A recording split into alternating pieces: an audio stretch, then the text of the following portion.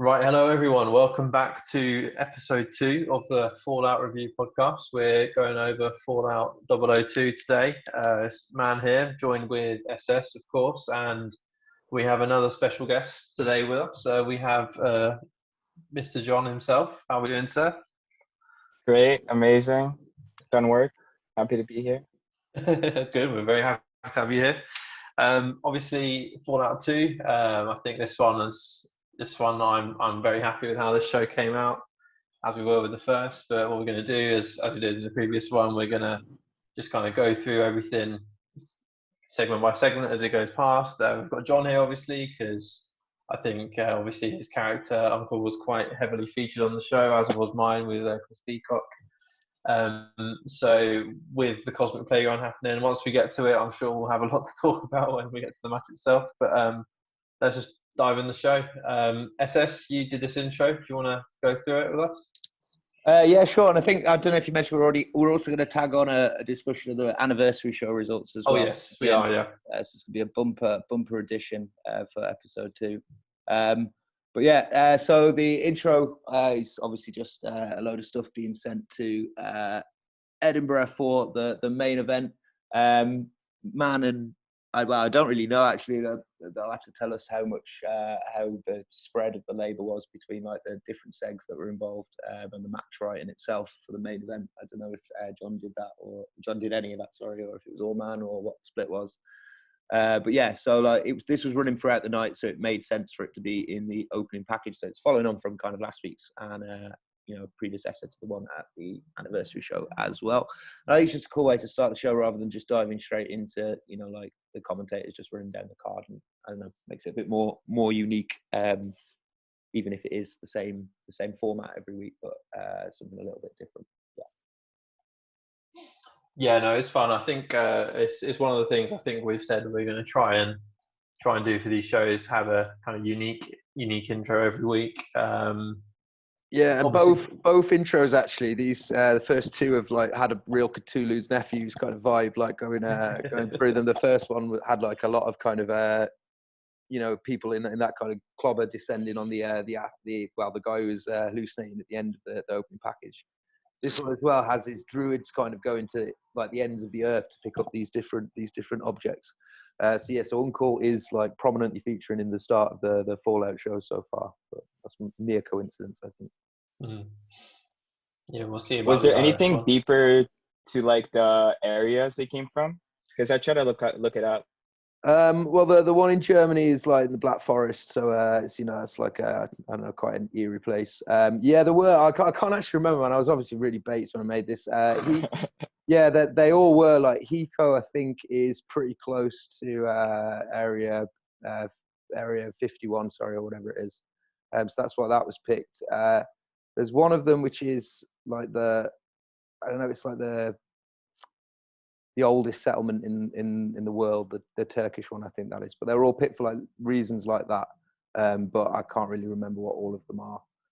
I think Zaragoza I just picked because that's been in a couple of other of my promos, so I thought I'd put that in as like an Easter egg for a link with a couple of the previous, especially the Back in Business main event one.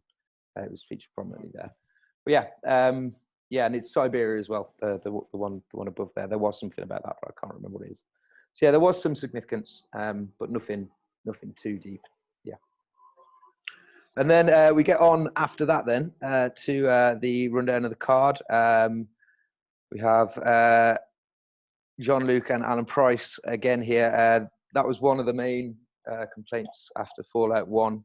So like Man had a go at kind of going through the show at the end to make sure that the characters were kind of in sync with how they were laid out. And then straight into the opening contest between Alistair Black and Gerald Grayson. It seems like so long ago that we wrote this or read any of these promos. Man, I can't remember what the fuck these guys wrote about. Man, this is so long ago. But yeah, okay. So, Man, talk about these promos that were written a month ago. Oh God, yeah, they were good. That's all I can say, really. Grayson's was the talent show one, right? Where he was getting a little assistant. Yeah, that was. Yes, yeah, that was the one. I think which kind of feeds well into kind of Grayson's kind of current story. I think because he's now in a position where he's he's buddying up with Uncle. So I think that was part of Jam's motivation behind having a promo like that. John, Obviously, yeah, we didn't get many answers, John. I mean, if you want to enlighten us on anything, really. yeah, what can we expect from the Gerald Grayson stuff? I think we're following the Tig mentality and taking it week to week. He's still in the tournament. I'm still ex-champion, so I think until that's resolved. Okay. Mhm. Would it be a tag run in the future, or is Grayson going to become a full-time nephew, or how's this going to work? That's what I'm wondering. But I can't answer that. Some of the other people think have been talking to me about maybe it being like an eventual opponent thing, and this is just a setup for it to go that way. So it's quite interesting. We've got Sean doing some commentary in the middle here, and then we go through to the finish, and Grayson picks up the win over Alistair Black, which I think not so much a surprise, but I think it was a close one with the grades, if I'm remembering right. I think that if I remember, because when you're not grading, it's quite difficult to remember exactly what other people have graded. But I believe this one was split. And I think out of all the tournament matches on this show, I think this one was the closest one. Yeah, it's quite possible. I think Crash and Cleo was quite close as well. Yeah. But yeah, I think I think it was the right decision. I think Grayson did win the match in my opinion as well. I would have graded Grayson to win. I think the character development was good for Grayson. Quality of content was good. Presentation formatting was good. So yeah, I enjoyed that. I didn't give Alistair Black an extra point for his title. I'm just looking at his promo now. I remember the witty title. I remember there was a bit of heat on him for that, wasn't there? Yeah. But there you go. But I think it was a solid one from Alistair as well, and I think it's one where I think Raw's starting to find a bit of a groove again when he's in his singles matches. We'll get to the anniversary show as well, but I think it's a nice little run he's on with Alistair at the moment. Right, shall we? So Tig has spent a substantial amount of time talking about spoiler tags and the pros and cons of spoiler tags in his review. I don't really want to talk about spoiler tags very often, but I mean, this one looks all right, the zombie one, but like some of the videos are terrible. Like you don't want them like in the middle of the show, do you? Like just there. It looks. No, right. I'm down with the zombie with the spoiler tags. I think for the anniversary show, I think we kind of went with the middle line. Yeah, well, I just say we just went with what others were doing. But look how sleek and elegant that looks with the spoiler tag there. Not a big block video. Yeah, they're staying, by the way, guys. So Tig is wrong. Don't bother moaning at us. Well, you can moan all you like, but spoiler tags stay. Then the golden one comes out afterwards and heals it up in Alistair Black's direction. I love this. Yeah, the feud between Gangstars and Golden Rock is like heating up again. It's a strange one because it seemed to bubble up like quite intensely at New Orleans and then kind of simmered in the background maybe. It's beginning to kind of come to prominence again now in this show and the anniversary show as well. So it's good to see Golden on Fallout again. Then we have Alan Price and his Cosmic Playground hype piece man. Yeah, so I think we discussed the obviously as part of the kind of ongoing one night angles that we want to try and put in most of, if not all, the shows. That obviously I think for this show it made sense to make it Cosmic Playground themed. And I think then we had the idea of we'd get some of the peripheral characters that aren't actually going to be involved in the match, but kind of have an interest in the result to kind of do these little pieces to camera. I think they were fun, nice little bit of character work. I think especially with Price's kind of on-screen presence, it's going to be it's going to be there more often. So I think it's good that I was able to kind of talk as him a bit more, kind of give a bit of insight into his relationship a bit with Peacock, and obviously then just at the start of it when he's fiddling with the microphone shows he's obviously a bit of an idiot. But yeah, these were fun to do through the show. The graphics, it was jiggy with the graphics, wasn't it? Yeah, it was jiggy. Yeah, I had very nice graphic. Quite late as well. I asked him for that. Like, and yeah, he came through that, which is really great. But yeah, I agree that these were fun throughout the night, and we kind of picked on people that we thought would be up for writing something as well. It was quite handy that they were all kind of linked to the feud in some way. Yeah. And then on to this setup for the Gabrielle Caden Knox tag team thing at the end of the night. So we didn't know whether we were going to pull the trigger on this in this show or if it was going to be booked as two separate matches or one match straight away. But we kind of changed it in the middle of the night.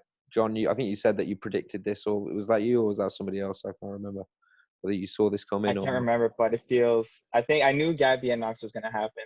Okay. But I didn't know if it was going to happen like this. I preferred this thing than separating it. Yeah. Okay. Yeah. Yeah, it's good. The tag team division is looking very good at the moment. It's kind of I think we've got 5 tag teams now or something on Fallout already, 4 or 5. And with the Ground Zero tag team theme as well. Yeah, and that's not including, I think, just we could chuck the boy band in or Caesar and Grimes as well. Exactly. Yeah. If we just need a couple of bodies, obviously we've got the new one from Tommy as well. So looking like a good tag team we've got going on. Indeed. Speaking of which, the future tag champions El Demente and Sauceman taking on Stu Grimes and Caesar. I think TGO wrote this match. Yeah, TGO wrote this match. Yeah. It was good. And then the post-match, which I took over for, where El Demente kills Stu Grimes. Because we didn't want to kind of kill his momentum with the win. So El Demente was kind of protected through this at Sauceman's expense almost. He just gets some condiment-based offense in throughout. But I think it was good. I mean, the promos I think were good. I think what hurt, I think, is the fact that El Demente and Sauceman didn't do something together. Maybe. I think if just when you have kind of two opposites attract kind of things, especially if they've just competed as well, seeing them trying to work together in a promo would have been quite fun, I think, and could have seen them over the line. But I think what you and Oz did for your one was pretty solid. I mean, I found it hilarious. They were in the Sainsbury's. Yeah, well, it was just meant to be like a throwaway thing, and I guess we got carried away a bit with the length. But it was fun. And nobody's mentioned yet that Caesar and Diamond are on the same brand. So we're going to keep that quiet as we continue to book. Well, you're gonna cut that comment from this final airing of the podcast. Otherwise, I don't know how to do that. I don't know. We're gonna lose Caesar. No, we'll lose Diamond instead. We'll lose Diamond. But yeah, and El Demente, I think, is going to be a guest on the third. He is, yeah. Yes, he is, yeah. Oh, podcast. So we'll get to hear from El Demente himself next week. I spoke to him yesterday, actually, on a voice call about doing that, and he's that'll be fun. Hype for the now in the past golden opportunity. The idea here being that, it's basically because the third man. The idea is it's hinting at the third man. There being a third man here, even though the third man in the film is Orson Welles, which Shannon O'Neill takes place of here. But the third man in their trio, or the third person in their trio, obviously is Bell. So this is kind of a little bit of abstract foreshadowing of the open challenge that was to come on the show as well. And then into the Switzerland-based speech at the end of the third man, where the show is to take place. Just more hype for the upcoming show. And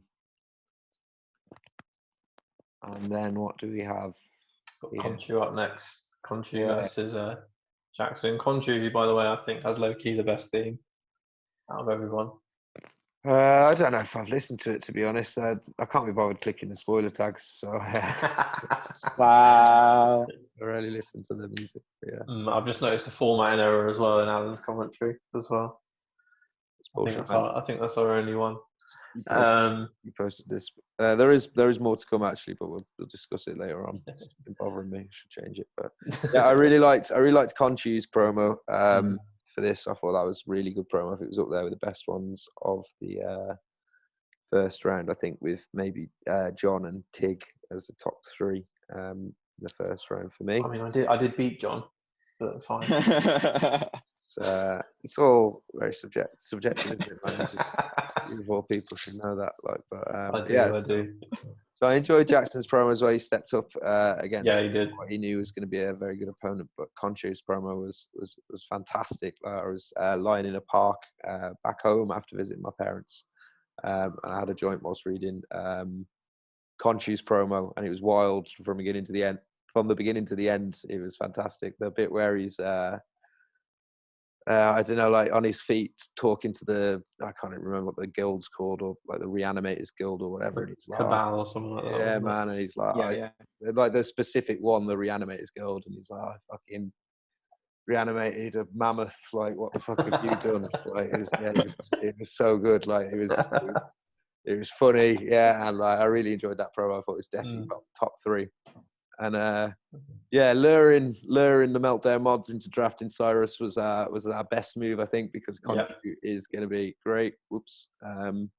So I really enjoyed that promo. I think, although Jackson's promo was very good, I think Conchu was the worthy winner in this match. I think then now we're moving onto another kind of. It's going to be, well, I think we can spoil. It's going to be an ongoing thing. Yeah, well, it's for the next few shows. It's in the anniversary show as well, I guess. So Yuna's Sea Shanty Slammer, which should be fun. Going to also do some stuff. I spoke to John about this, about doing some Black Widow wrestling kind of house showy things around there, with a few people, few characters, like nothing that would be promoted for, but maybe to further some storylines within the. Yeah, I'm sure we can have some of the people from Black Widow as well, then featuring on exactly. Show. SJW is in with his female character that's been in CWA, for instance, and Black Widow herself, which I think is John's character. But yeah, that should be good. Fun. Will be fun to write. Obviously, completely aped from Jericho's Rock and Rager at Sea, but you know, Jericho, whatever it's called, Jericho's Rock and Roll Rager at Sea is pretty fucking cool. So yeah, so we're going to do that. And then on to Jam's contribution of the night, other than his winning promo, of course, is a second Cosmic Playground hype piece.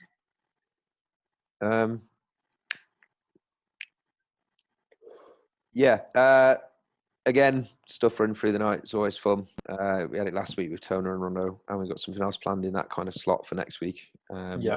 Which will be fun. To be a bit different as well, I think. Yeah, exactly. Not really anything particularly linked to any storyline that's currently ongoing in the Fed, but something that'll be fun. Just a bit of a kind of like universe building, isn't it? Yeah, man. Yeah, I think it'll be fun, but we'll see. It might be fun to ask one or two other people to write kind of bits for it as well. Like that might be. No, we will definitely. Okay. Then we have Crash and Cleo. I don't know if you want to talk about this. I feel like I've spoken about the last couple of months. So, I mean, I think this one, I think obviously this is not a knock on Sully or Cleo at all, but I think this one was an upset. When you're thinking of looking at the match, who you'd expect to advance and who you wouldn't. Obviously Crash's promo was great. But I think Sully definitely is finding his groove with Cleo now as well, and it's kind of paying dividends. Obviously, we know Sully's a great writer, and when he's kind of had a bit of a break from the Sully character, he's been able to put a bit more into Cleo. And I think exactly.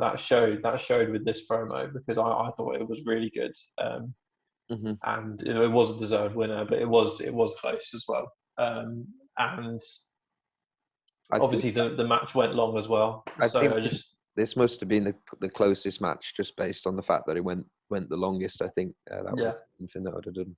But the best thing about this part of the show is the kind of the promo from Sully afterwards, which was a really good late addition to the show. asking Sully, obviously you had access to the results if you do a post-match promo. Yeah, it was really good. And hyped for Cleo versus Sean Summers next week. That will be a fun one. I'm afraid Cleo's going to win it with Sean Summers busy with my car. You think? I don't know. Yeah. I don't know, man. I think my one is on Summers, man. I think Summers is going to go far. Like, yeah, we'll see. But then we have this little hype for later on in the night for the Fallout Clears. Next week we'll have the draw for the semi-finals on the Fallout Clears bit of the show, which has kind of become like a recurring thing, but won't be like every show. But at the moment, whilst this will be the last draw, obviously, for the semis, because you need to draw on the final. But when there's something there for them to discuss, they'll be there. Yeah. Basically. And then we have MBH talking about the match, which basically I think this was just to pad it out. I can't remember if Tig mentioned that it seemed odd that she was talking about it first, although she has had contact with both of them. Maybe not as embroiled currently with them as the other three there. But it was meant to be kind of like an overview of kind of interactions over time. Yeah, I think it's kind of meant to be like out of all of them, kind of the one true neutral view on it. Yeah, and I'm looking forward to the February 14th date between Cuddlywhiskers and myself, which is always a highlight of my year. And then we're on to Caden and Gabrielle beating the Bad Boys boy band. This match is quite long for like a jobber match, I guess. But like the reason, so I wrote the match and then I lost the match. I thought I lost the match, and I rewrote the match, and then I found the match again. So I kind of merged both of them, and it was quite long. So that's why this one was maybe longer than it should have been. But I think it plays off well because it's obviously their first time teaming up. Exactly, yeah. So, I think it's justified, but normally you'd expect, those guys to be losing in a couple of minutes. Yeah, exactly. So that wasn't meant to be like the Bad Boys putting up a fight kind of thing. It was and then we get obviously they're back for this next show as well. So indeed, we'll see how they get on there. Then we've got Quinn and Tona here ahead of the Rondo match. Tig's been providing a lot of content over these first two shows, so that's good. I know he really wants Quinn to get back onto the commentary booth. Not happening. Not for the main event. Not main event. Fallout 3. I'm pretty. I don't know. I could be persuaded. I could be persuaded to bow on that. And we might let him on. We might let him on for the odd match now and then. Yeah, I think it'd be good. I think it'd be good if Quinn was brought in for like world title matches, like when like Joey Styles, wasn't allowed to do WrestleMania or Backlash or whatever. So whenever it's a really big match, like Price isn't trusted to do it or something. We got some classic heel shit from Sean Summers pretending to be Mike Parr, and then coming out and cutting a promo on on Parr with the Summer Slugger, which is the alternate to Pipey, of course. And so obviously we get an actual interaction between these two soon. But having Summers kind of addressing Parr last week and again this week has been a good way to keep Prod on the show, even though he's been taking a break, which is something that we'll look to do in future if others need to take a break as well. Similarly with Una and these kind of segments going on in the background. Then we have John's first contribution of the show, I think, with Todd Salem. Talk us through what's happening here, John. Todd Salem gets to chime in on the Peacock JJJ feud. Obviously, he's kind of viewed as Uncle's friend, but he doesn't see it that way. Also kind of recapping at the same time the feud between, I don't know if every segment was going to be recapped because I followed the MBH one. So I kind of recapped it too. Mm-hmm. So yeah, Todd Salem's obviously does not want JJ to win, but seeing as he thinks JJJ has the advantage, he expects that to be the end result. Was the original plan for Salem to be a nephew? Was that going to be the plan originally? No, I think I always wrote it as Salem is just in it for the publicity. He doesn't like JJJ, and once Uncle kicked him to the curb, he was like, "All right, I'm good." Because I was actually quite surprised with the direction of that. Of actually, this he was almost in a way just kind of being held captive by Uncle. Really. Yeah, basically. So no, I enjoyed that, and obviously I think you play on that later on in the show as well. Right, and then we're on to Tona and Rondo, the last match of the first round, provided by Sheikh. It was a very patient couple of hours waiting for Sheikh to send this across to me. Yeah, and you might notice the pinfalls here from Sheikh, which flagrant disregard for the regulations and stuff like that. I expect that sloppy work. That's why the show's in Edinburgh. If the show's in Glasgow, it would have been uploaded on Monday or Tuesday, not Friday. Sloppy. No, but obviously, with it was a shame Sheikh wasn't able to get anything in, but that's not to take away Tig. Yeah, Tig did a top class promo. A fantastic promo for this. Yeah, as I said earlier, when I was talking about the Conchu promo, it's probably one of the best, my favourite three, promos of the ones posted in the first round. Well, it is obviously a no-show victory. It's still a really good promo to add to Tig's really good recent work. He's I think one of the favourites to win the whole thing maybe, but it is difficult to pick between the field. You can imagine circumstances where all 8 of the people left really could go on to win now. Yeah, I've got my work cut out for me. Yeah, except for Peacock, man. He's a proven choke artist, so he's not included in that. 7. It's true. I can't deny it. Yeah. So then we go on to this segment with Knox and then Gabrielle.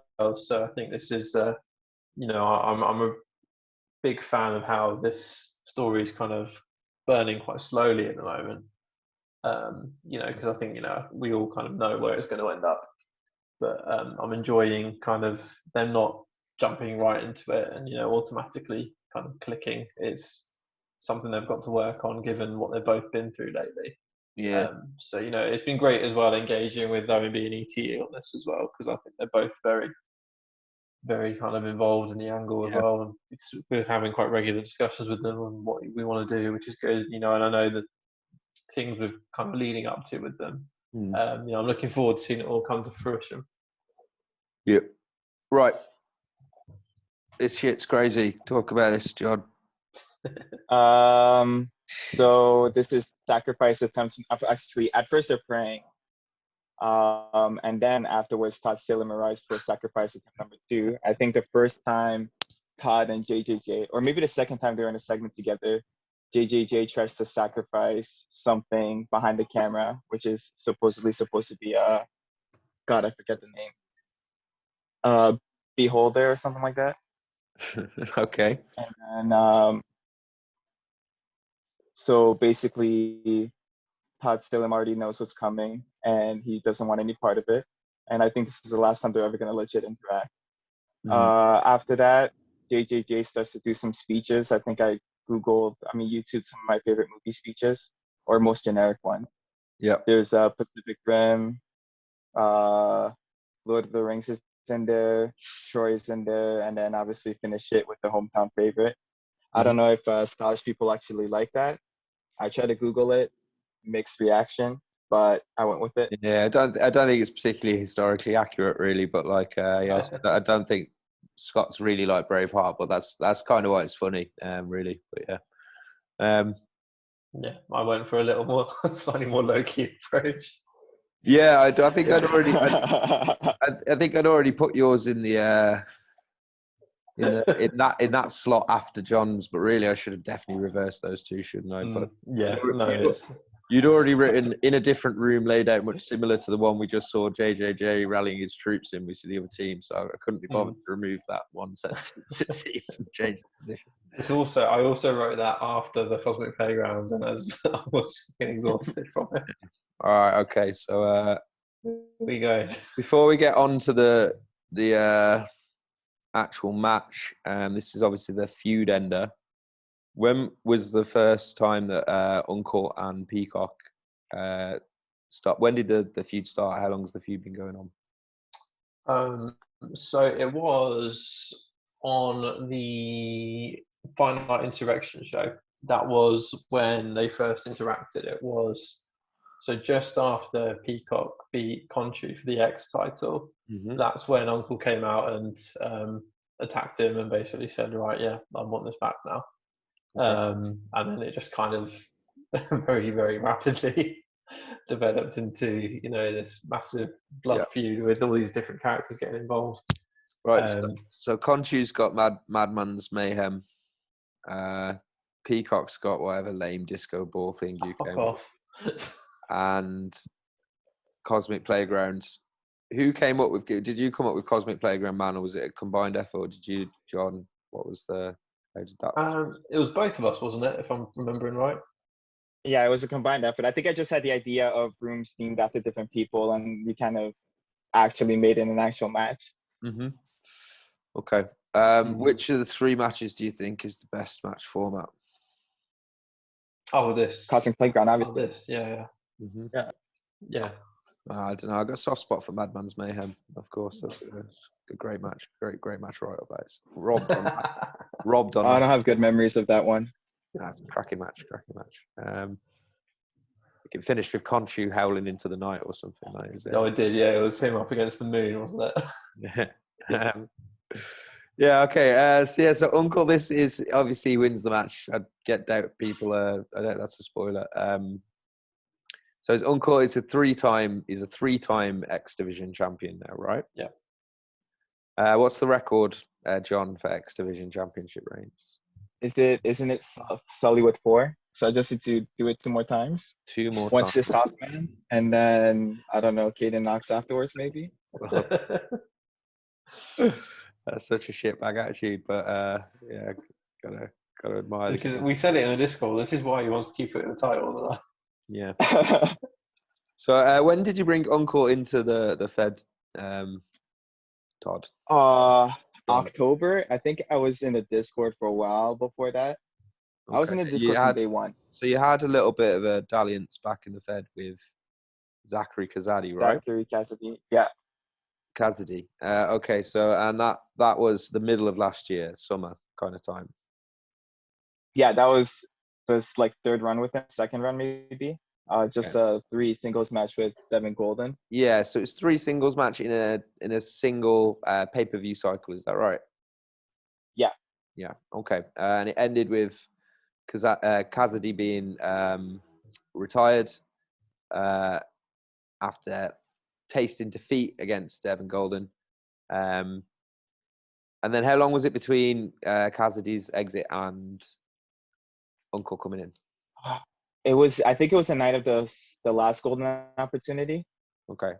When you came up with Uncle, when you posted the profile thread for Uncle, did you already have in mind kind of the core elements that are now like staples of Uncle promos?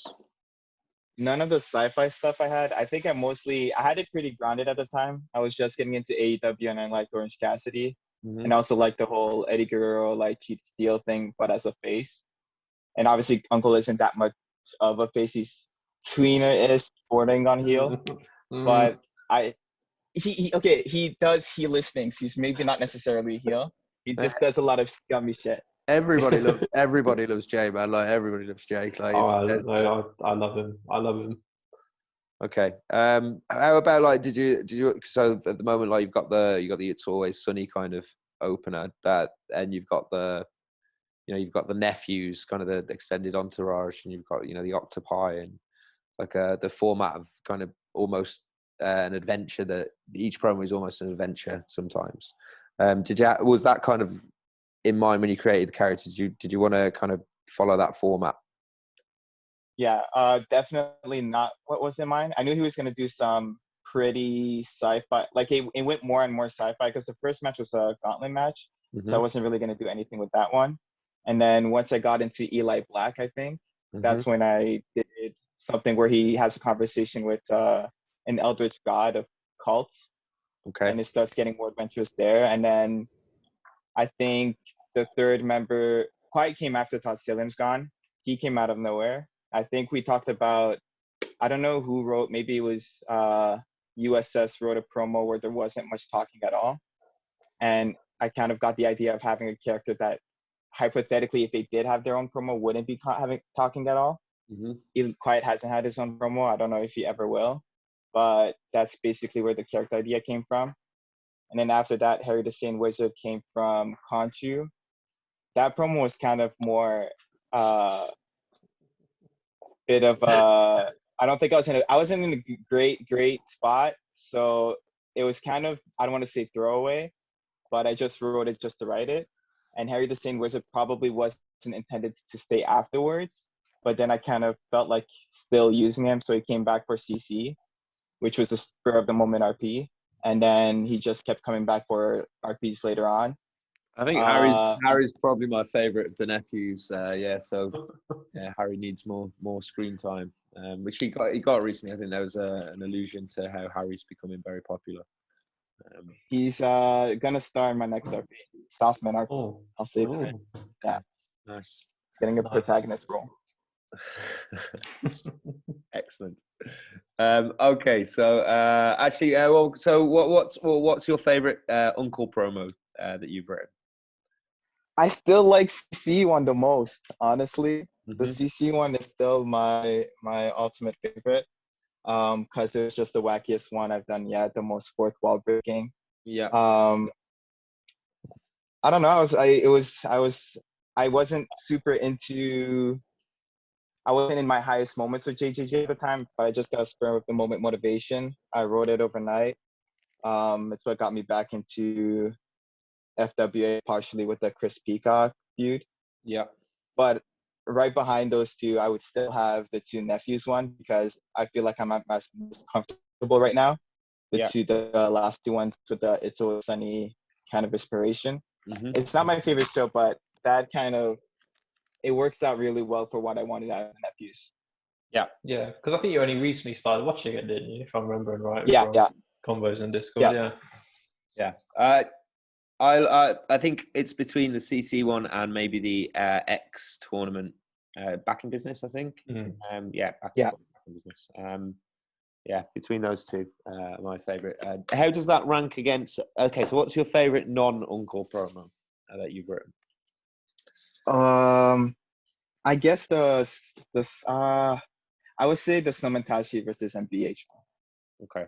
Correct answer. Because Snowman-Tashi was built off Willis McGinnis having like this whole indie backstory thing. Yeah. And I think Kaizen was doing that as well.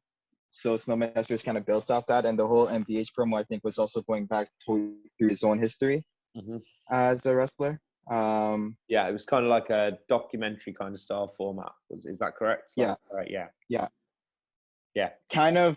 I want to compare it to somewhat kind of like not exactly, but in the same way that Michael Garcia promo from CC was built off Big E documentary, I think. I'm hypothesizing. The Snowman-Tashi promo is kind of built off those documentaries they're putting out at the time. Okay. So who do you have fonder memories of? Well, I guess it's in the present for Uncle, but Uncle or Snowman-Tashi, like who do you see as your main character? Uncle by far. Uncle way by far. Okay. Yeah. I guess I'd agree with that. Obviously, it's the promos are very different to what they were back then. Obviously, I've always got a soft spot for Snowman-Tashi, and I'm always happy to see Snowman-Tashi back. But Uncle's probably. I mean, I love him as a character, but RPing as him is just way tougher. Yeah. Okay. I think it would take a while to eclipse the accomplishments of Snowman-Tashi, but in terms of the I don't know if that's going to happen, but we'll see. Right, so on to the match. Talk about the match here. So who wrote what in this match? Take us through I it. wrote nothing. You wrote nothing Yeah. in the whole match. Okay. Nothing. It's all Matt. That's lazy as fuck, man. Like, that's not good. No, I think what the way I was doing it, I think I was kind of regularly updating John. Updating So, I you, mean, yeah. he was the only he was the only person I could really talk to about it. And, you know, considering that, you know, I felt like I pushed the limits in terms of what can happen in a match with this one. And so I knew he'd have told me if I was kind of going a bit too far, but at no point did he. There was never going to be a too far with me. Never. But no, I'm really happy with how the match came out. You know, it's definitely one I, you know, poured a lot into.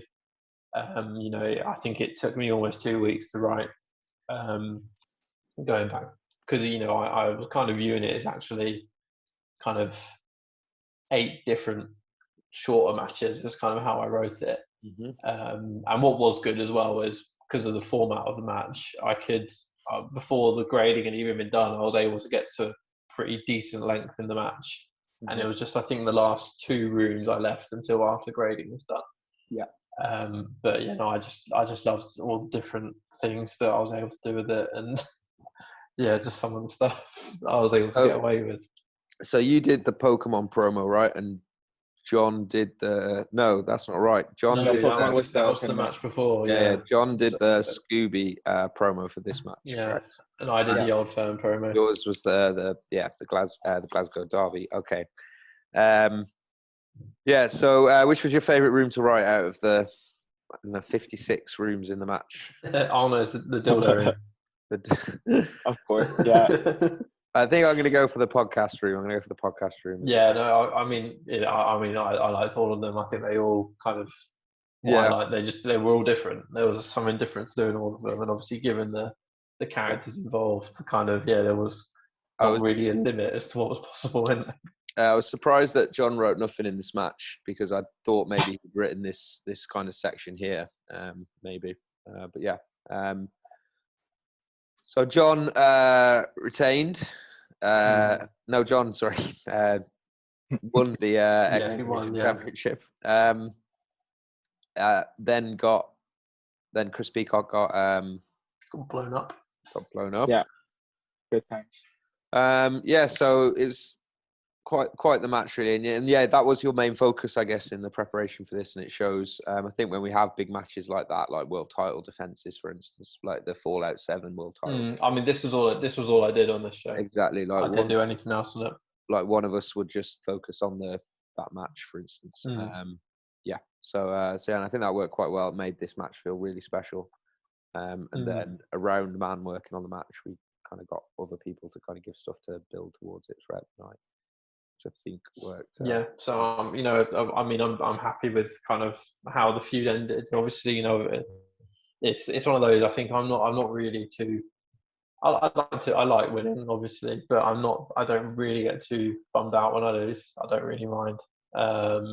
So, you know, I'm happy just to be involved, really. And it was the same with the, I think I said to a few people, it was the same with the gold opportunity as well. So I'm just happy to kind of be involved in this kind of stuff. I'm having a blast. That's why you're sitting here as the only non-champion, I'm afraid. Yeah, that's true. That's kind of attitude that leads to that. Yeah, I thought this was a brilliant end to the feud, and like, it is definitely a big contender for feud of the year, unless something else can kind of pop up to eclipse this.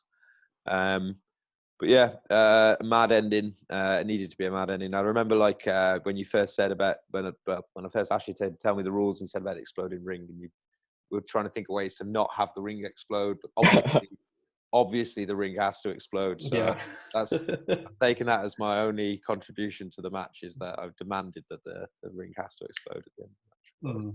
I think that was my thought too. Yeah, major cop-out, man. I couldn't believe he suggested that the ring was. We're going to advertise that the ring explodes, and it wouldn't explode. I was going it from the angle of it would just be funny if it didn't. Like, we've gone through this massive build-up, and it's just a massive underwhelming ending. Yeah, I sort of get that. That's pretty good, but the ring's got to explode, I'm afraid. And then X going to give it to you to finish the show with some highlights of the event, and then onto the Fallout clears, which features a couple of kind of sections here. One is a little bit of a discussion from, I think, Rupert Watkins, or is it Carl, or one of those dudes, on things that are happening at the moment. Gabrielle highlighted with the win streak. Obviously, the dynamic between Watkins and Gabrielle is something that's going on in the background. Gabrielle's on-screen kind of story revolves around Knox, but some things obviously in the open promo and Twitter section with Watkins. And then on to we've got Grimes' condition. His freezing has kind of frozen his skull, which prevented him from getting too much damage, is the official line. Fallout Eliminator, and then on to Crash. So Crash contributed to this. So again, this is kind of like, informing some people of results, obviously, because how could you have this segment without Crash acknowledging the loss to Cleo? And talking up Cleo a lot in this, as well as kind of warning her about Summers, and then moving on to the Golden Rock stuff as well, discussing obviously a shared TGO's segment with Crash for him to give some responses, and I really liked the ending there from Crash as well. God, I'm tired. Reflects the readers after the show, I think. And the writers, and the writers. Yeah. But good show. I really enjoyed working on Fallout 2. It was very fun. It does seem a long time ago, but it was fun to go over that again. Right. Do you want to talk about the anniversary show? It's a small show, this one. I don't think it would. I think it would take us too long, would it? Nothing major happened. Yeah, it's another very fun show. This one, obviously, all 5 of the mods worked on 5 matches, one each from us, and so we start with Dungeons and Dragons, and I don't really know anything about Dungeons and Dragons, so I had to enlist the help of Cyrus and John to write this, to write the kind of to make sure it didn't sound like too ludicrously off the mark, but I'd put kind of a disclaimer at the top where Conchu admits that it's not actually Dungeons and Dragons for legal reasons, which is why there are some differences between the 2 games. There's no way around it, don't you? Yeah, exactly. Yeah. And I enjoyed reading the world building, like Laurish promos for the Golden Opportunity. So I thought I'm gonna write one for the start of the show. Just so it was good fun doing this, and I'm glad Cyrus gave me permission to use Conchu, because it makes sense given his use of D&D in one of his promos. I think the flashback promo from Back in Business. Yeah, and I think also in Kennedy's high school promo, I think Conchu was playing D&D then as well. So cool. A little nod to Wolf not getting his promo in. After it's in the deadline. Yeah. That's how I found out he didn't make the deadline. I was sad. Yeah. I thought about clearing that with Wolf, but Wolf's all right. He was fine. We counted it anyway. Yeah, exactly. I made that clear here. Conchu says that that Anzu's still allowed to play. Yeah, it's still counted. Okay. And then on to the start of the show. Got the guys from Amsterdam with Crash on their chest returning on their Central European tour. Maybe they'll be in Denmark or Germany later in that. Karina Herzog and Jürgen Haneke, the German announcers, say their bit. This is really generic. If anyone has bothered to ever translate any of these from like the start, I think that we had some Dutch ones on Fallout 1. There's this even more generic than the English one, so I wouldn't waste your time on Google Translate there. But there you go. Yeah, and then we have a surprise defense here between MVH and Bell, with Chris Kennedy on commentary here. Yeah, we thought a surprise defense would be fun, and given the history between Bell and Michelle, that it would be. I'm glad you were able to do this. I remember you were very excited to do it, and I remember when it first came about, because I feel like, you know, it obviously wasn't a surprise to the mods because we've known about it for, it feels about a few months ago now. I think you first kind of mentioned it was happening. Yeah, well, I mentioned that me and AOM wanted to do it just because it would be fun with the story of the two of them. I didn't know whether the other mods would go for it because obviously Bell's not a full-time character. AON's already got 2 characters. If he'd have won, like, what happens with those 2? I think speaking to him, he was prepared to kind of make it work if he did win. And so, you know, I don't think that was a concern for me anyway, because I'd spoken to him about it. But yeah, no, I really enjoyed both the promos. They were very different. I think you know, I'm personally not massively familiar with Belle as a character because she's very much before my time. But I think, in a way, it seemed a bit that AON wrote the promo to kind of cater to that a bit. That, you know, that she's not really around, but kind of got us very up to speed very quickly, and then moved on to the kind of main meat and bones of the promo. Yeah. You know, so it was good, and, you know, I think AON needs a lot of credit for, you know, obviously everything going on with him at the moment to be able to put out a promo of that quality. Mm-hmm. Yeah, it went to a tiebreaker, which is it did. Well, I know some people said about. Well, I think a couple of people said maybe you know, Michelle going 40 minutes with someone who doesn't compete full time. I can't remember if someone said that in the Discord or in the comments. But yeah, if it goes to a tiebreaker, like world title match, I think it should go quite long. I think that's really how it should work.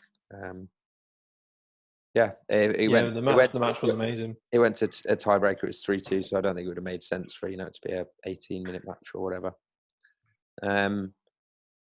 But yeah, Jürgen and Karina have to scramble away as their table explodes, and we have a little interaction with Kennedy after the match. I regret a lot of this, actually, not because of the things like not because of the content really, but AON raised the point that it is like completely distracting from the match between MVH and Bell, and obviously Kennedy is always an undercurrent, and I think the commentary worked well. I think that was you know, added another dynamic to the match. But yeah, I don't think I think this probably should have been reworked, the post-match segment.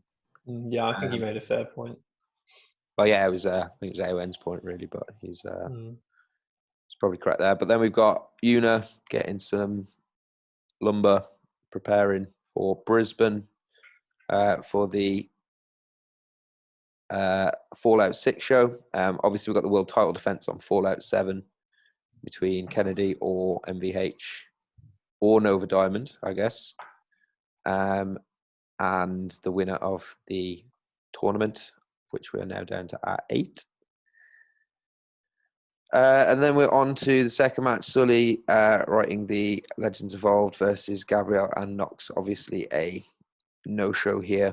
What did you think of the promos from Gabriel and Caden? Yeah, I thought they were good. I'm surprised it didn't go together, but at the same time, I think it's good again, as I kind of touched on before, that they're not kind of jumping in and saying, "Oh, we're a full-time tag team now," even though, you know, we've only known each other for 5 minutes. Oh, thank God you finally hit that box. But no, it was good. Obviously, you know, I was pulling for Caden and Gabrielle going in, you know, with the Fallout stuff. But it's a great night for Fallout. It was. But yeah, no, they were good promos. I like them. I think, you know, they're probably, I would say, the 2 best kind of character development characters in the Fed at the moment because of what they've both been going through. So I think they could cause some damage to the tag division when they're eventually in there full time. Yeah. Then we got this. This is really fun. I really enjoyed the Eli Black and Captain Fantasy interaction here. Yeah, this is fun. I think this is leading to something more as well. It's obvious kind of way to go. John, talk about that. So you collabed with French for this, I guess. Yeah. So I had most of mine written before I saw his whole thing. I thought he was gonna go more for trash talking FWA, but he goes more for feel like a Jericho-ish, MJF-ish, listing out a bunch of things more important than the FWA, and kind of a nice heel promo. And then obviously Captain Fantasy comes out, Eli Black bails, and I'm obviously very meta. So I went straight up to pointing out that it's kind of a typical thing for a heel to attack a face, and then for the face to try and get his redemption and the heel to get away. And I'm feeling like that's probably going to be a thing between these two. If Eli Black's going to be your very classic villainous heel. So yeah, I'm happy with how it worked out. I'm interested in seeing which way it goes. I don't think we've thought it too far ahead, but it'll be fun to help Father Eli get established and see what I can do in a serious long-term feud with Captain Fantasy.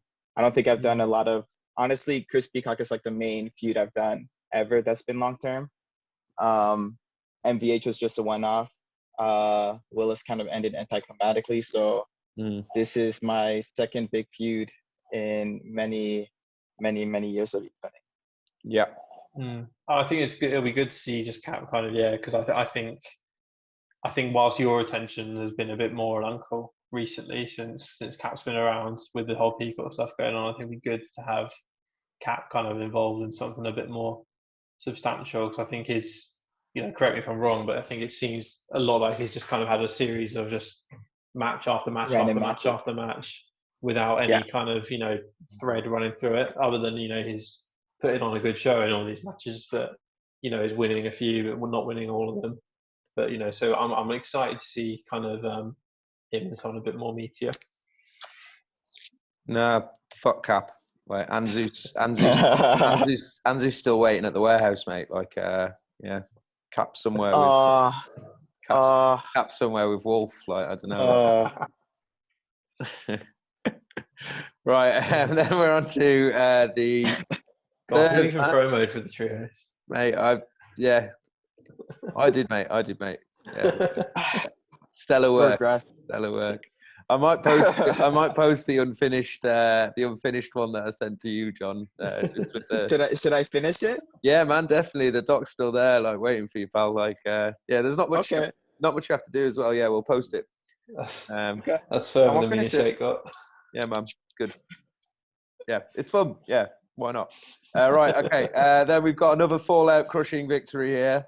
Aleister Black triumphing over Devin Golden, drawing blood ahead of their big tag team match at Lights Out. And yeah, this is fun. I think this was TGO. Yeah, it's TGO's match. This, isn't it? Yeah. Suitably hard hitting. Bell doesn't ring. Ages, I don't think. Blood before the bell or whatever. Yeah, and then quick match was only 36 seconds long. Yeah, man. Inventive. That, enjoy it. And 17-minute brawl beforehand. Nice work. Right, and then we're on to onto Shannon O'Neill being accepted into the Hall of Fame here. Not bad for a little chick from Lafayette. Whatever it is she says there. Ooh. And then this, there we go. And it's this gaudy video. I mean, wouldn't that look much nicer in a spoiler tag? Like you can click at your leisure if you're into that kind of thing. No, let's even look at that, man. Come on, do you really want that in the middle of your show? Like, it's just. But there you go. Okay, so what have we even got here next? Oh yeah, it's El Demente against Tommy. This was the only one that didn't go our way. Meltdown with a victory here. Yeah, I thought they were both good promos, both interesting promos. El Demente, I thought, did well on character.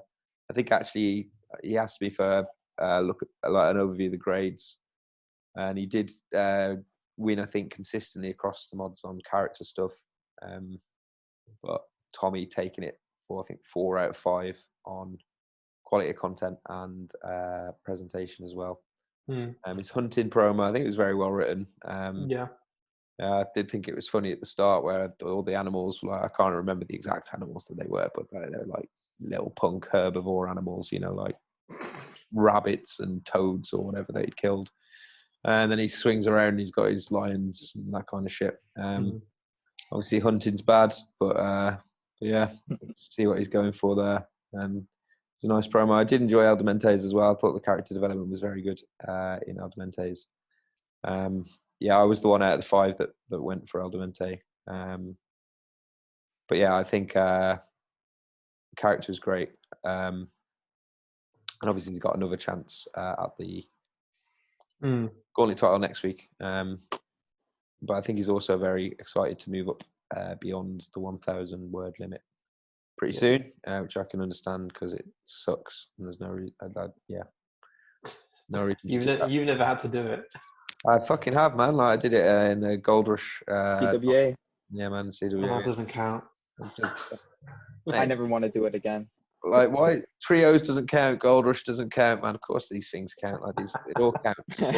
So if we're really building something here, man, then all the pieces matter, don't they? Right, and we've got Belle. Her acceptance speech. Good stuff. Yeah, obviously this was originally intended to be posted, I think, as a separate thing before the show. Moved for 2 reasons, just because of time constraints getting the 2 segments in, and also gaps in the show in terms of segments between the last 3 matches. I think this show, I'd argue it's a bit inaccurate to call it a pay-per-view. I think it is just kind of a special. Maybe. Because a lot of the matches didn't really have much of a build, and yeah, I mean, there wasn't a lot of messages. You are the one that posted it in the pay-per-view section, I guess. I think originally, so that's probably. I didn't put the promo thread up. It's pay-per-view length, though. Yeah, it's a substantial show. You know, you've got like the big main event that happens. You've got 2 championship matches. You've got World Championship match. It's Hall of Fame induction. So it's an important show, definitely. Yeah. But like that, you know, having this happen after the Bell match, maybe I don't know. Like after seeing her get dropped on her head to then have the acceptance speech an hour and a half later into the show, I don't know if it would have been better as a previous thing the night before. I think that was our initial intention. I think, but just with everything I think going on, I think a lot going on last week, so I think it just had to fall this way. Yeah. And then we've got the Golden Opportunity match. Big match again. Big match man, as he's known amongst the staff. Yeah, we've got 5 Fallout and 1 Meltdown in the Golden Opportunity. John, did you read the promos for the Golden Opportunity match? I got to read all of the promos. You want me to talk about all of them? Yeah, man. Yeah, why not? Go ahead. Have you dropped reviews on these, John? Or no reviews yet. No reviews yet. Are you happy to talk about the promos? Yeah. Go ahead, man. Yeah, sweet. Okay, so I think there's a lot of them that were close, like similar to each other. Cyrus Truth, Crash, and kind of Mike Ford was close to Cyrus Truth, but only in the sense that they waited till the end to kind of finally talk. I think Tig pointed out a good reason why that kind of both of them in character portrayal and character development. We're not getting much of either. Crash, on the other hand, I thought by the simple fact that he was involved, Crash was involved throughout the whole promo. I think it was probably my favorite character portrayal of Crash in a long while. I think it's kind of I kind of would have wanted to see something like that closer. I mean, in the Nowheresville, I think that was the CC promo. Mm-hmm. I kind of wanted something more official like that with Crash's portrayal. Okay. So I thought that promo was pretty great. Cyrus Truth was, I think, my third favorite promo. I thought the whole keeping Cyrus Truth off camera because he's usually the biggest talker in all of the promos are very conversational or monologue-ish. So just having all these other characters interact, and it felt a lot more gimmicky, so to speak, than most of the stuff Cyrus Truth does. His tend to be a bit more straightforward. This one felt really in place with all the other promos, which was kind of good, kind of bad, because this is the one time where everyone else is doing it too. Mike Parr, I enjoyed the pettiness of his character in terms of the things that needed to motivate him. Even though he hasn't had much interactions with a lot of the guys that were in this match, he just comes across these really tiny things in their past that would irritate Mike Parr. I thought that was pretty good, but I also thought there was kind of a limit to how far his promo could go versus all the other promos, which felt way more direct. And obviously it doesn't really say much about Chris Peacock at the end, though the final line was pretty great. It also still, like, taking into consideration of the Randy Raymond, and the Nova Diamond promo, it also, all of them kind of felt listy. They're done listy in a great way, obviously, but still put next to each other. I think I kind of took away a point or two of creativity. I didn't grade Mike Parr, but for Nova and Randy. Randy Raymond promo, I love the concept. I think my issue with it was that the interactions with the specific characters weren't, like, when I look at it compared to, say, Nova Diamond, he does get to a point where Nova talks about each of the opponents and kind of relates whatever the relationship or the flaws of each opponent in those interactions, whereas Randy Raymond felt a lot more conceptual. It was more action focused without saying as much about the opponents themselves. I thought for me that's where it was kind of lacking, but it was obviously super creative. Character portrayal was great, and character development was up there as well. So I love the promo. I think I just wanted him to somehow find a way to say something about each of the opponents if we're going to go through each of them. My top two were Nova Diamond and Chris Peacock. Took me like 20 minutes of thinking about both RPs to try and figure out which one I thought deserved the win. I think I was going to be fine either way, whichever one of them won. I think everybody kind of agreed that Nova and Peacock were the two best of 6 very good RPs. Nova Diamond, obviously the whole concept is great. The Scott Pilgrim versus the World Affair. I think usually that would be a 10 out of creative for me, but like I said, with Randy Raymond and Mike Parr, I thought the fact that it was still kind of a list kind of took away from it.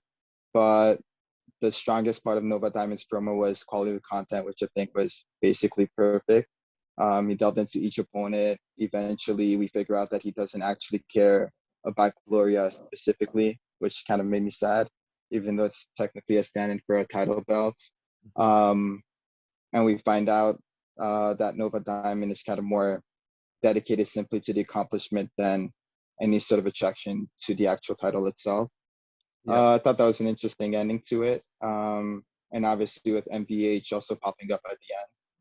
But the entire look of the promo was pretty perfect. The nice avatars really added to it. So Chris Peacock is the one I still graded to win by like a point, I think. I think Chris Peacock, for me, the character development and character portrayal were basically perfect. Chris Peacock is as Peacock as he can be in this one. The development, I think, towards the uncle musical segment with him basically getting greedier and more intentional about what he's trying to do at the Golden Opportunity, as well as kind of solving his relationship with Randy Raymond. We also got some development with the Drew Peacock. I don't know if there's going to be some following from that, if things are going to get worse between the two. But beyond that, the concept was kind of, I think, the most creative for me. It still does the whole 6 kind of aspect of Golden Opportunity, but the fact that it did feel as directly connected to each individual wrestler, and it was more so just playing off the whole community dice roll aspect. Definitely needed the dices to actually have their proper number in each headline. 100%. And I think he had enough time to do it. But yeah, I think for me, the only category that I kind of slacked was quality of content. But that's because the interactions felt more more centered around Chris Peacock and the dynamic with Diamond Dogs, Alan Price, and his family, versus kind of I'd say Grash, Nova, and Cyrus Truth kind of delve way deeper into the actual opponents themselves. So I think that's kind of where it lacked, but everything else was basically perfect for me. Mm-hmm. Oh, thanks, man. Glad you liked it.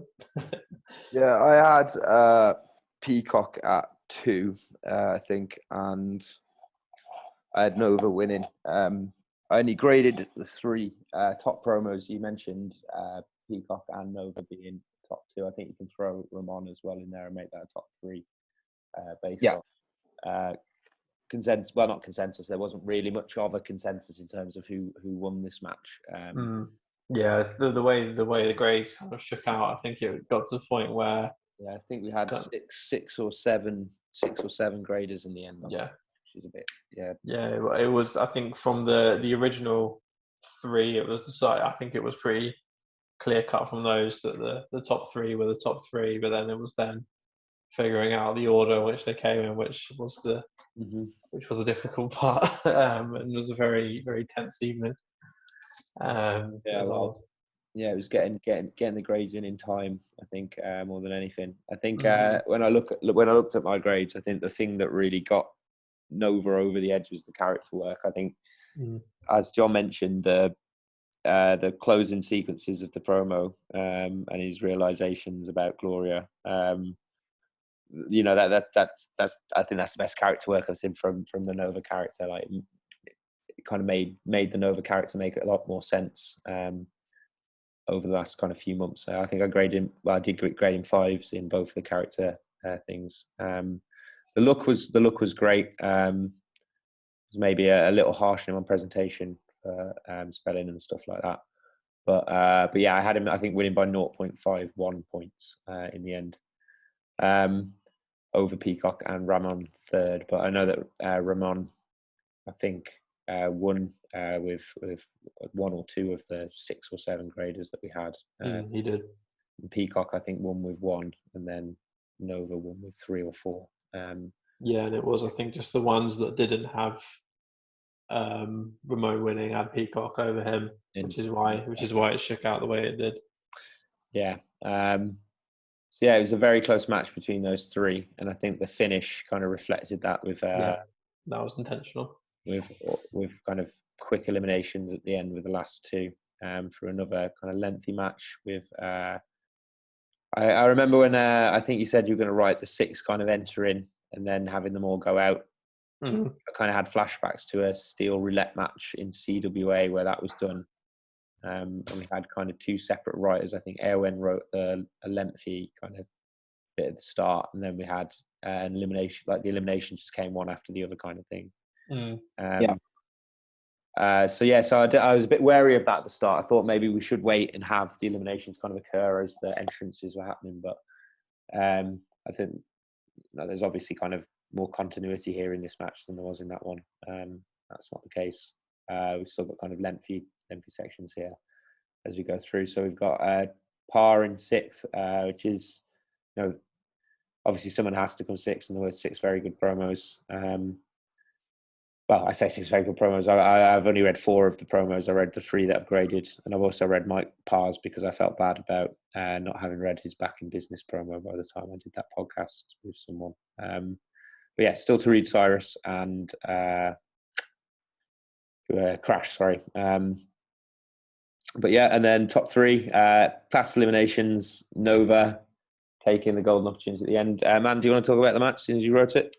Yeah, so I think the reasoning I think behind wanting to get them all in before I started eliminating them, I think is because a lot of them kind of not really had a lot of interactions with each other. Mm-hmm. So saying like we're having like Ramon coming in late, for example, is not really had much to do with Mike Parr, for example. So if we were getting rid of Parr early on, we're missing out on just seeing those 2 characters in the same kind of space. Mm-hmm. As for the match itself, it was one where I kind of was just left to my own devices with it. Really, I'd asked the guys if they had any particular spots, and no one really came back to me. The only one I think that was discussed beforehand was Summers and Parr spot. Yes, was Comeback Kid saying it'd be good if Summers could, if Parr wasn't winning, of course. Mm-hmm. If Summers could be involved in somehow. So I did definitely just rip the Shawn Michaels Undertaker thing.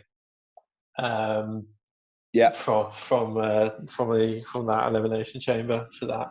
Mm-hmm. Man, can I just interrupt you? But this shit here, man, like, come on, like, you gotta have brand. Is that not how, well, no, it's not our show, so I was able to do it like that. Brand loyalty, mate. Come on, both there.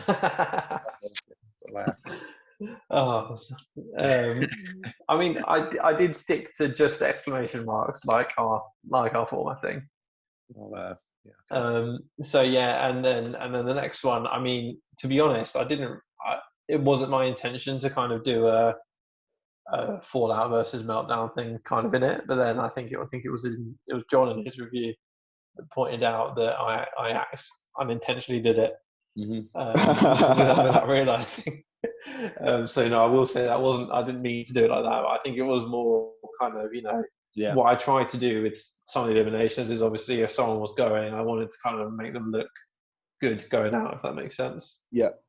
So for all of them, like Parr was the instigator of the Tower of Doom before he went out. Cyrus, Cyrus, it took a few guys to actually get him down in the end, working together, and then same with Crash as well. And then obviously Ramon looked like he was nearing in on eliminating Peacock and Crash before he got rolled up by Peacock. So what I wanted to do was kind of give everyone kind of something to kind of work from in the match. So Parr has the Summers thing, Cyrus has a thing to work and say, well, look, it took fucking 4 of them to get rid of me. Yeah. After he'd lasted about almost half an hour in the match. Crash has obviously the stuff with Ramon and the Peacock and Ramon thing, which was so I discussed with Shawn beforehand whether he was okay with if I didn't win, he was outlasting me, for Peacock to be the one that eliminates him. Kind of they're working together and then bam, remix and Peacock's out. So I went for that because Shawn was okay with the Ramon character doing that, but then obviously the way it felt, I thought, well, I've got to I wanted to give Peacock 1 elimination if he was coming second, and then also I thought, well, this is something that can be brought up again in the future, and I know it's something that in my promo that I'm doing now for Tono is something that's going to be a feature of that. And I think it's going to be a similar case for Shawn too. And then obviously, the whole thing for Nova as well is that he was the only person in this match that kind of didn't really have another horse in the race. He was just there to win. Yeah. He's got nothing else kind of going on at the moment. Because even like say Cyrus isn't connected to any other guys or on a different brand, he's still the North American champion. Yeah. Which is a priority for him as well.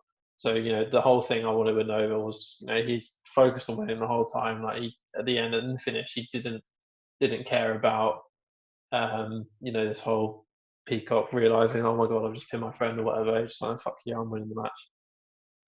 Wasn't interested in there being a massive climactic stare down, and and obviously, as you said, I wanted to reflect the kind of grading pattern. I didn't want it because it was so close. I didn't want Ramon to go and then to be like a whole 5-10 minute stretch with the last two when because that wouldn't have been reflective.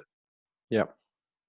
But yeah, no, it was it was a fun match to write, and I'm happy that there are minimal complaints about it other than the formatting of the pins. So yeah, it's just personal complaint, like it's personal against you, like it's. Thank you, mate. That's how I like all my insults. Respect, loyalty. So obviously, we've just had the announcement that Nova can choose to be noble with option 1 or 2, or you can take the coward's path. Do the right thing. 3, do the right thing, according to some viewpoints. But yeah, so it'll be interesting to see what Oz does with that. Fortunately, this week is a tag match, so he can't rob me. SS was already in the staff chat asking Sully for more tag matches. Yeah. Obviously just banter, Sully thought I was serious. I thought I just enjoyed tag matches. Just kind of went over his head, and I was like, no, I'm making a joke about the fact that the thing that we're all talking about at the moment. Just quick preview of episode 3 then before we go. We got Gabby against Conchu in a quarterfinal match. Prediction, man. I believe in Conchu. He's my dark horse for the tournament. Okay. I think Conjure as well, because I think Gabrielle's doing a lot of good stuff at the moment. He is as well. It could go either way. I'm gonna go. I think Conjure. I'm gonna go for Gabrielle. I like the stuff she's been doing recently.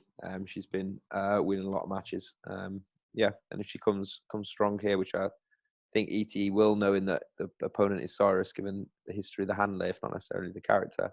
I think ET will come strong. I'm going to back. I'm looking forward to writing that one as well. And we got the UA versus Tommy's new team. I'm going to go for the UA in this match. I'm going to put my faith in Tommy's new team. What are they going to follow up what's happening with Nate Savage? Say that again, sorry? And Jackson Phoenix. Are they going to follow up what's happening with Nate Savage and Jackson Phoenix? I think they were supposed to have like a conversation behind the scenes at the end of one of those RPs. Yes, that's it's definitely going to be followed up on. That was something that I pitched to Jimmy, and actually we'll maybe need to speak to you about, but just when some more of the pieces have come together.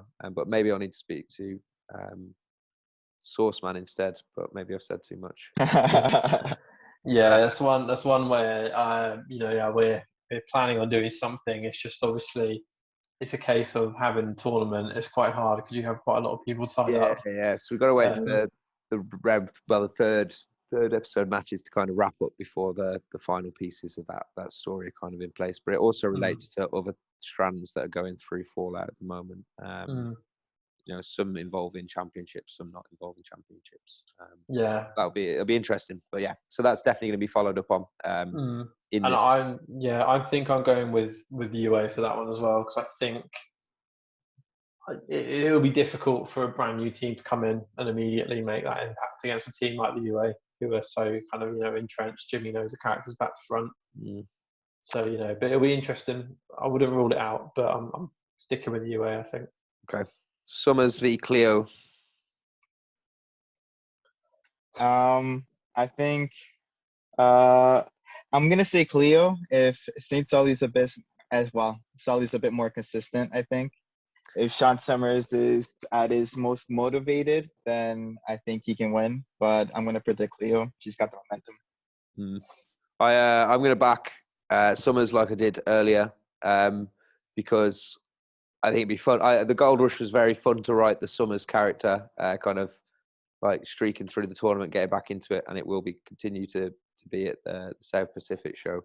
And I want Summers in the final, full heel Summers, kind of marauding through the tournament, kind of taking scalps as he goes. Man, I'm on the fence about this one. This is I think the hardest one to call. Actually, out of all of them, I want to say I think I'm going to go with Cleo, just because I think Sully's here stride with the character, and the character's on a big wave of momentum at the moment. I'm going to go for Uncle in the fourth match.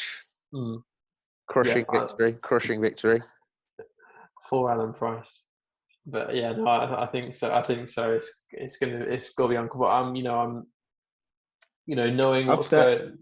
knowing what's going on with Sauceman at the moment, I'm looking forward to what's coming up with the character, knowing what's happening, what the current plans are for him. So and I'm thinking this will be a case of where this is the proper first match. I think where TJ can properly sink his teeth into the character. So he's got a lot of going on, and TJ, if you want Alan Price to show up, you've got my blessing in the promo. John, are you going to throw this match? Fourth time X Division Championship next week in the rematch. Well, it hasn't officially been. It hasn't officially been declared a championship match yet, and we're not actually. I don't think we should do that. I don't think we should devalue the championship by just making every match a world championship, X championship match. So yeah, he audibly huffed. We're gonna block the easy path. It's gonna take time if you wanna take that cheats way out. Right, fifth match. Stu Grimes is gonna win the fifth match. Stu Grimes with at least 36 out of 40. Oh, all right, okay. Yeah.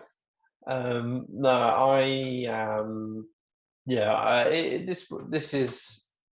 It's one where obviously because you've got you as a writer in there, it's not your main character obviously, but it's still SS. But Tommy Eldermente definitely I think deserves another shot. From based on the previous promo, so I think there was no issue with putting him in this match. Yeah, and he's obviously got history with Stu Grimes. Exactly. But I'm going to say Tommy retains. I do think Tommy could be the one to make it to 5. But we'll see. Because I think we know his next challenger as well. So, or the next person getting the shot. I think I've decided who it's going to be. But. Okay. What about you, John? Stu Grimes upset. Really? Yeah, Stu Grimes upset. Stu Grimes upset. That's what they'll be chanted.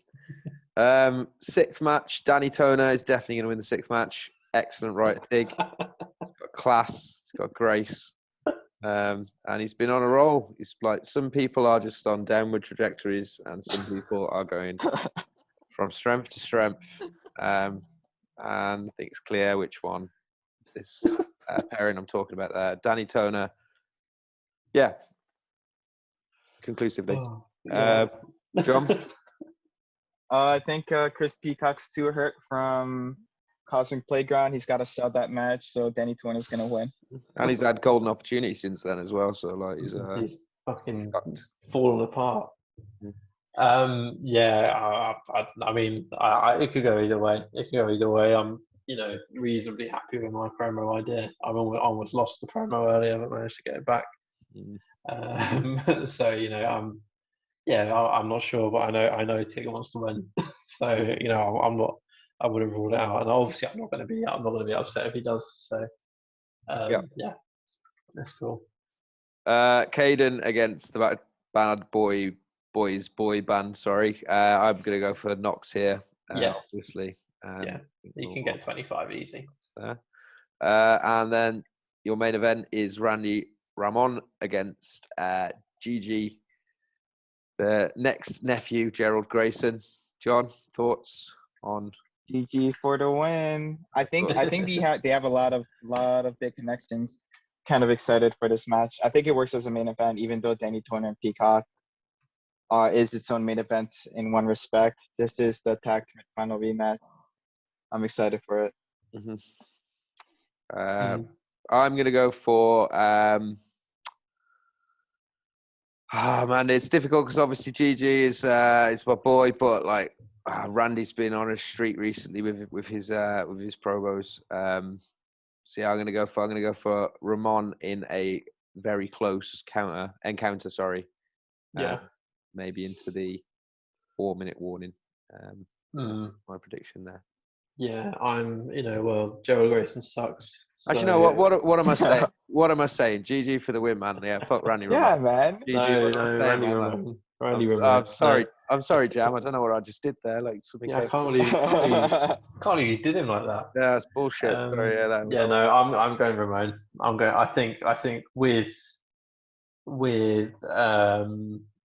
missing out on a golden opportunity, I'm expecting a massive emotional punch from Ramon in response. So I'm going with that. But everyone knows how good. Grayson's good. Grayson's a great character. Jam's a very good writer. So I'm not ruling him out, and I know he'll be upset at me as well for not backing him. But whatever. But Sean will be more upset. So, is that what you base your predictions on? No, don't be silly. I wouldn't have got. I would have. I would have completely written off Stu Grimes if that was the case. I can see how Alan Price emerged from your mind, like the finest league. There you go. Why did they make me a mod? Right. Okay. So I think this has turned out to be quite long. So maybe we'll wrap it up there. Thanks. It's been a fun one. Yeah, man. Thanks, John. Yeah. Cheers, John, for joining us. Thank you. Thanks, man. We'll be back Fallout 3, Fallout 003. Sorry, for a review of that show with ED as our guest on that. Oz option 3 is your main option. No, sorry, is your worst option. No, it's your main option. Main option. Yeah, main option. Indeed. Everybody vote for Man in the Mafia game that's just started. Fuck you. And other than that, we'll say good night. You should get mod killed for that. I hope so. If you're being by the book, yeah, but come on, it's just a bit tomfoolery, it's just a simple lampoon. Anyway, the backtrack. Right, I've got to go and finish my promo, so we're going to finish that there, and we'll see you in 2 weeks for episode 003. Cheers, guys.